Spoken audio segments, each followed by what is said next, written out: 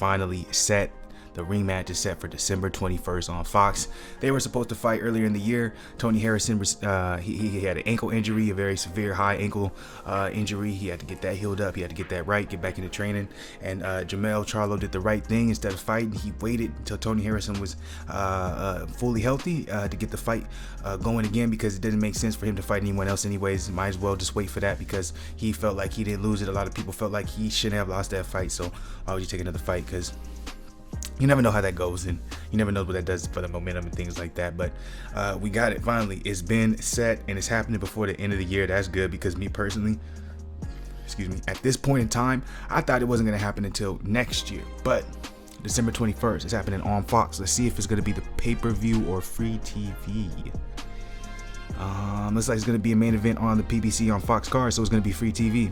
Like I said, Tony suffered a high ankle injury, forced him out of the fight. That was canceled. It was supposed to happen June 23rd. So yeah, so it's rescheduled for December 21st. Y'all excited for that? A lot of people felt like Charlo won. Others maybe didn't exactly feel like Charlo had any reason to feel that way.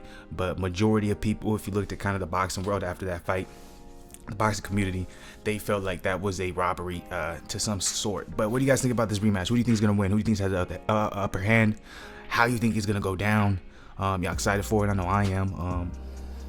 If I was going to give an early prediction, if Tony Harrison does what he's supposed to do, he should be able to win the rematch. That doesn't mean Jermell Charlo has no way of beating Tony Harrison, because there's actually a lot of ways he can beat Tony Harrison. I do believe he can knock out Tony Harrison, but if Tony Harrison fights a smart fight, I believe he will win the rematch. But that's just me right now. We got a minute till the actual fight comes, but that's my opinion. What do y'all think about that? Let's go ahead and go to the next topic, which I know is probably gonna get a lot of hate, because it seems like anytime we ever bring this man's name up, he gets a lot of hate, which I never understand. I was talking about this the other day with Zen. It's interesting when we bring up certain fighters' name when it's associated obviously with drug use or drug abuse.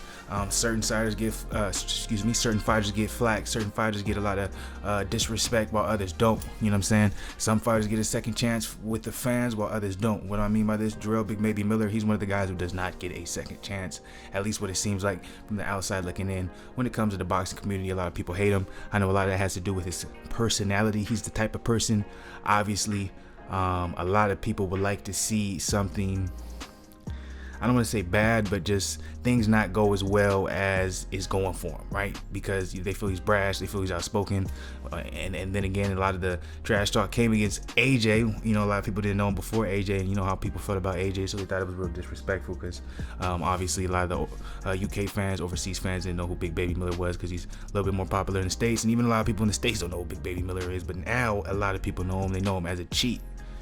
You know what I'm saying? But if y'all don't know, y'all should already know Dillian White's probably gonna end up fighting before the end of the year. I get mixed. I get a mixed feeling when it comes to him, and when I see the way people feel about him in the boxing community. You know, I seen he just posted a video on his YouTube channel not long ago.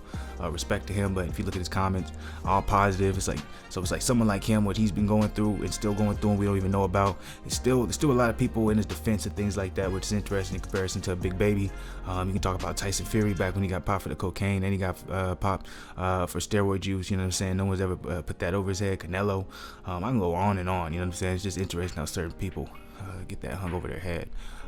Even, you know, a lot of people like to bring it up for Luis Ortiz, even though he got cleared when it came to him. You know what I'm saying? It was high blood pressure. But we're not even gonna go into that. We're gonna go into this topic right here. Jermell Miller to sign co-promotional deal with Top Rank. This is a big deal. All right, this is a big deal, because a lot of people probably thought he was done, right? A lot of people probably thought he was done, right? Well, this is a big sign when it comes to Big Baby Miller, because he's still doing the co-promotion, which means he still is basically managing himself, and he's kind of doing his own thing, which is respect to him. And that means he's going to be in the list where it says, obviously right here, it's from BoxingNews24.com. You got Krupat Pulev and Brian Jennings over there with Top Rank. But still, I still believe also when it comes to Top Rank, what I think is going to do more so is give him more of a national exposure, if you want to talk about US, because he's going to be fighting on ESPN. When it comes to the opponents he's going to be fighting, it all depends. Is he going to be imagining himself where he wants to try and get to that title, or is Top Rank going to have more of a hand in who he's going to be fighting? Because if so, if they find him as someone who's going to rise to the level of being maybe a superstar, or someone in that area in the heavyweight division, I just don't see him fighting like real formidable opponents, at least to start off with, maybe in the future. But we're going to talk about that later too when we talk about Tyson Fury, because Tyson Fury talking about he won't even fight AJ if he loses to Ruiz. He's talking about he may not even come back. But you know, they're saying obvious points. Big Baby needs to get his boxing license, but he'll get that. He'll probably be back with his boxing license and able to fight again probably by the beginning of November next month. So and I thought this was an interesting story here, so I'm going to touch on this real quick. Canelo expects to weigh 180 pounds for the Kovalev fight. So I was watching the interview. They were interviewing Kovalev's trainer, and they were asking this basically, what do you think about Canelo moving up in weight and things like that? You think it'll be slower? Think this and that? What do you think his game plan is going to be?